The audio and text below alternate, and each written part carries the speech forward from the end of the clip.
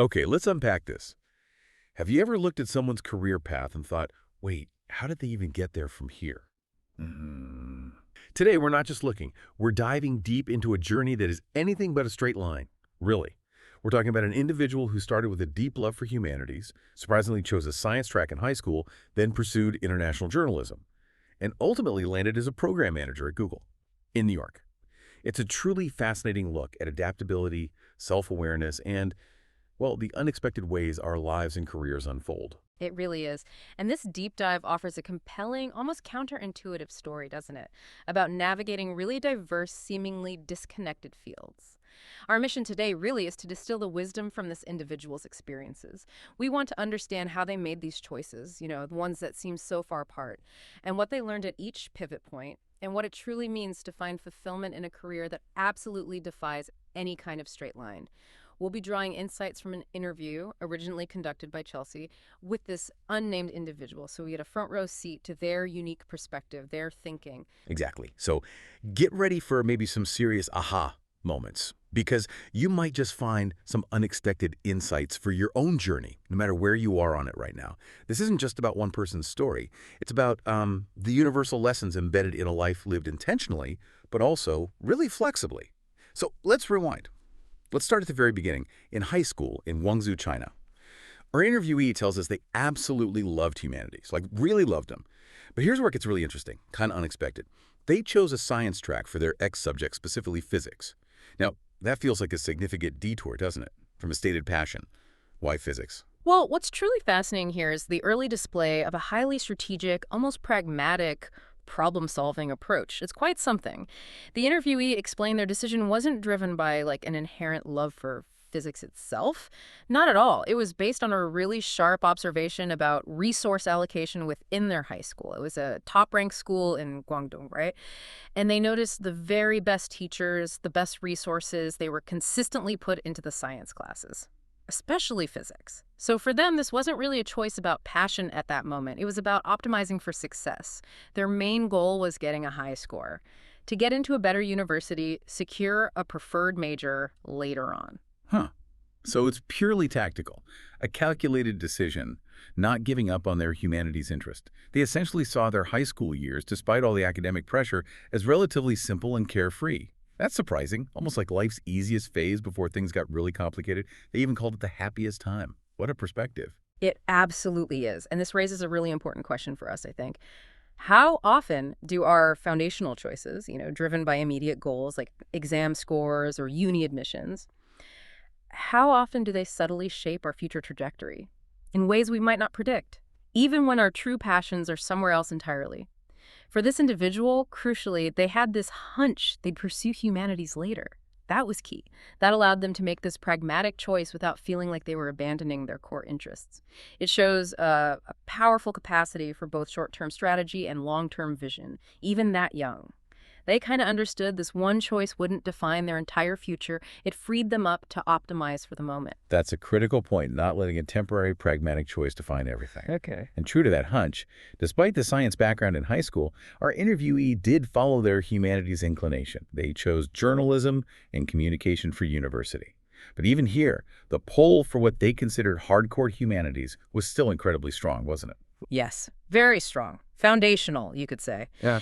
They talked about a real desire for disciplines that dug deeper into theoretical human sciences, subjects like sociology or anthropology. In fact, they even tried to transfer into those programs. But practical barriers popped up. The university had really strict rules for transfers, and these specific programs were located on totally different campuses. So the logistics just made it too difficult. Which is a common challenge, right? Sometimes the ideal path just isn't perfectly accessible and you have to adapt. Right, you hit a wall. So they couldn't make that direct switch.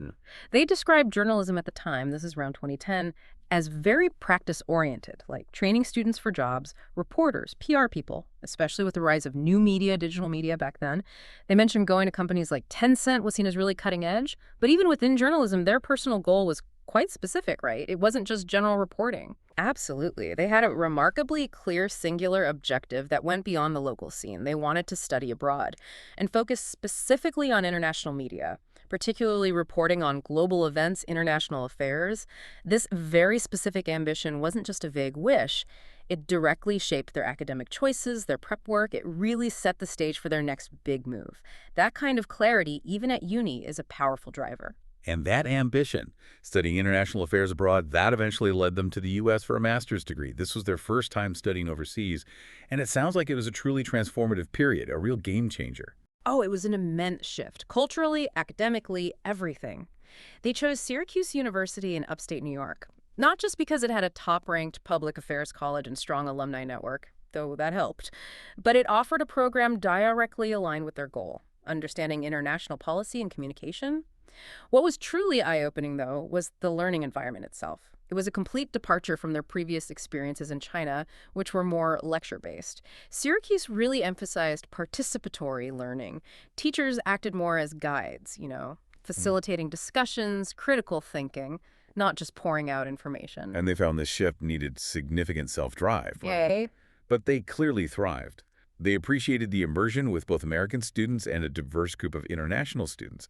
They even mentioned connecting with U.S. campus life through TV shows, like Felicity, which they preferred over, say, Gossip Girl, which was big then. It's a small detail, maybe, but it says a lot about their ability to adapt and see the difference between TV drama and actual reality. Shows keen observation. It really does. And if we connect this to the bigger picture, this experience just underscores the profound power of new environments, how they challenge and reshape not just what we learn, but how we learn, how we see the world. This kind of enforced adaptability and self-reliance, born from navigating a totally different system, a different culture, that becomes an invaluable asset later on, especially in a nonlinear career. It's like building a new mental toolkit.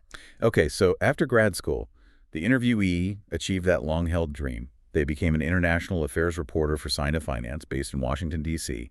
They were truly breaking barriers, covering global stories, interviewing major organizations, getting exclusive access. What was that like, finally living out that dream? Well, for a time, it was exactly that. A profound realization of their aspiration. They leveraged Sina's huge platform, its massive traffic, to really make an impact. Deeply engaged in international affairs reporting, however. There was a crucial moment of self-discovery during a summer internship at a WHO agency, actually. They found that working within such a large international institution, dealing with its slower pace, the internal bureaucracy, it just didn't align with their personal desire for more immediate hands-on impact.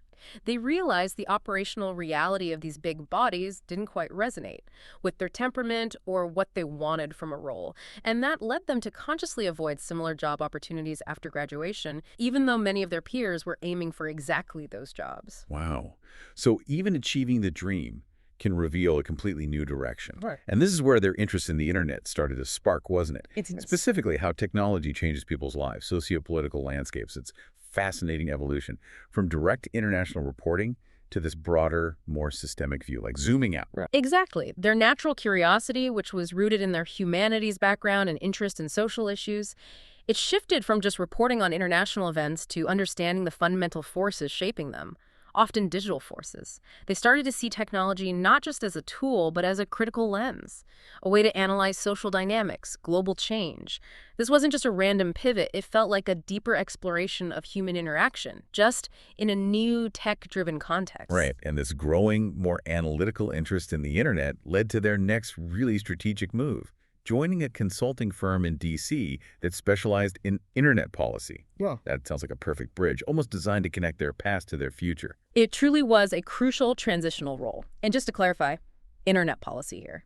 It means advising clients, businesses, international organizations on the rules of the road for the digital world, legal stuff, regulations, ethical frameworks, data privacy, online expression, even the technical standards of the internet itself. This role let them connect their background in international affairs with the tech world in a super relevant way. They weren't just watching the internet anymore. They were actively involved in shaping its governance, its impact. It really shows how diverse experiences, even things that seem unrelated like international reporting and physics, how they can build on each other, create this unique, incredibly valuable skill set for opportunities you might not expect. They weren't just jumping fields, they were carrying their knowledge, that strategic mindset, their unique perspective into each new phase, layering on new expertise. And that's exactly what let this role be such a pivotal stepping stone. It allowed them to gradually shift their focus from, say, an international organization theme to focusing on the internet within those organizations, and then eventually to a purely internet-focused company. This firm became the direct link that led them to Google. It shows how careers often build on these smart, iterative steps, each one leveraging the last. Okay, now let's fast forward to the present. Our interviewee is a program manager at Google in New York. We've talked about the winding path to get there, but what's the reality? What's life like in that role? How does their diverse background play into this high-pressure, high-impact job? Well, they describe their personal life in New York as stress-free, which sounds like a conscious choice, actively cultivating balance off hours. However, the work itself, being a program manager at Google, carries considerable pressure, intellectually, operationally. A typical day, often 10 a.m. to 7 p.m., maybe later, and frequently followed by another 1 or 2 hours of work after dinner. This extra time isn't always for putting out fires. It's often self-driven, used for deeper problem solving in the quiet hours, or getting a strategic head start on complex challenges for the next day. And it's not just long days, right? They mentioned the global scope, requiring late-night meetings with colleagues in the Asia-Pacific region at least once a week, sometimes 3 or 4 nights. And they even noted these aren't just check-in calls. They're brain-intensive, engaging conversations, the kind that can make it hard to unwind and sleep afterwards, keeping their mind buzzing late into the night. Sounds intense. It absolutely is. And this gives us a very realistic picture, I think, a glimpse into the demands of a high-level role in a global tech company. It highlights that constant balancing act between really demanding work and trying to maintain some personal equilibrium. It definitely challenges that common assumption that tech automatically means an easy work-life balance. Instead, it reveals the significant intellectual and time commitment needed, especially operating at a global scale, and their diverse background, particularly international affairs, journalism. That undoubtedly helps them navigate these complex global interactions, synthesize tons of information, which is core to being a program manager. Looking back at this whole incredible nonlinear journey, did the interviewee express any regrets? Or like a strong desire to change any past choices? Or was there more a sense of peace with how it all unfolded? Quite the opposite of regret, actually. They stated pretty clearly they have no strong desire to change anything. They firmly believe that if something were different, they wouldn't be the unique person they are today.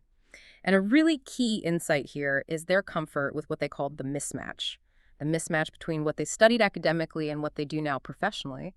They realized relatively early on that it's going to happen this way, that their career probably wouldn't be a straight line from their major. And that foresight, that early acceptance, it prevented what they called a psychological gap. No big disappointment later. That's such a powerful takeaway, this idea of cultivating comfort with the mismatch.